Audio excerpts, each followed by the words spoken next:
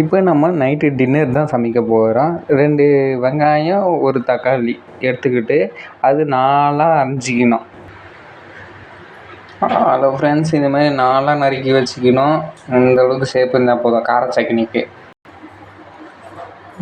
பாத்திரம் இந்த சைஸ் இருந்தால் போதும், நல்லா பார்த்துக்கோங்க.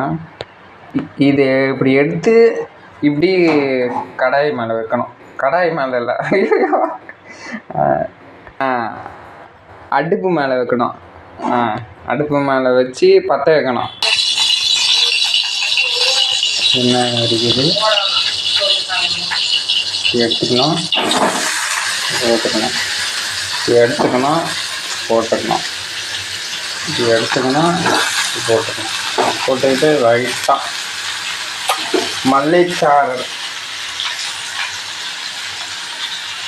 கறந்து வரணும். கடிச்சிருச்சு.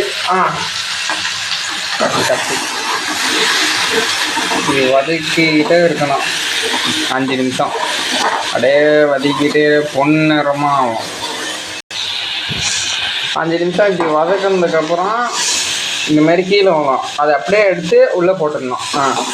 அப்படியே வதக்கின்னு இருக்கணும் 5 நிமிஷம். வதக்கினதுக்கப்புறம் லைட்டாக உப்பு தேவையான அளவு இவ்வளோ போதும். இவ்வளோ உப்பு போட்டுக்கணும்.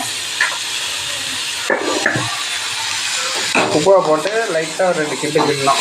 இந்த திரும்பியும் பாருங்கள் கீழே உள்ளது, திரும்பியும் எடுத்து உள்ளே போடணும். அப்படியே கிண்டிக்கிட்டே இருக்கணும். வதக்கியாச்சு. அப்படியே ஓரமாக ஃபேன் காற்றுல இறக்கி வச்சிடணும். ஃபேன் காற்றுல இறக்கி வச்சிடணும். அப்படியே ஃபேன் காற்றுல காயட்டும். இப்போ தோசை ஊற்றலாம். தோசைக்கு கல் வச்சாச்சு. கல் காஞ்சிச்சான்னு செக்அப் பண்ணிக்கணும்.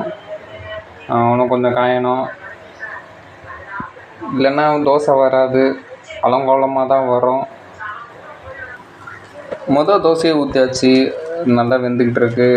இப்படியே வேகட்டும். ஒரு பொன்னிறமாக ஆனதுக்கப்புறம் திருப்பி போடுவோம். இதுக்கு நடுவில் ஆற விட்ட கார சட்னிக்காக இந்த துவையில் எடுக்கிறோம். எடுத்து மிக்சி ஜாரில் போடுறோம்.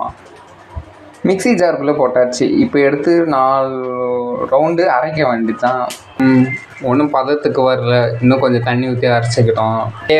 அப்படியே வந்தீங்கன்னா 2வது தோசை ஊற்றிக்கிட்டு இருக்கேன். சட்னி அரைச்சாச்சு, நல்லா பதத்துக்கு வந்துருக்கு. இப்போ கடாயில் போட்டு எண்ணெய் ஊற்றி கடுகு போட்டு தாளிக்க வேண்டியது தான். அம்புட்டு தான். 2வது தோசை ஊற்றி முடிச்சிருக்கேன்.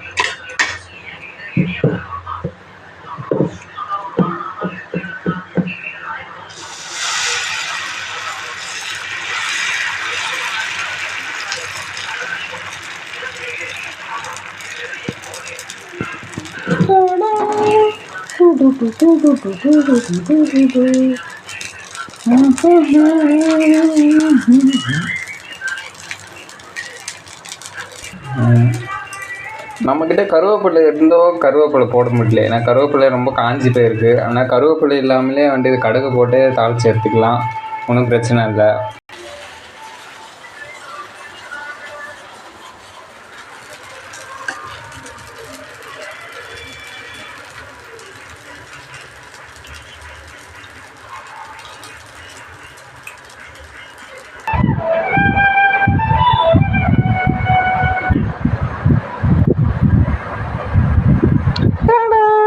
Tiffin ready.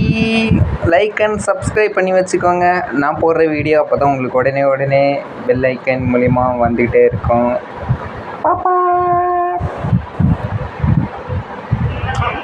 பாய் பாய்.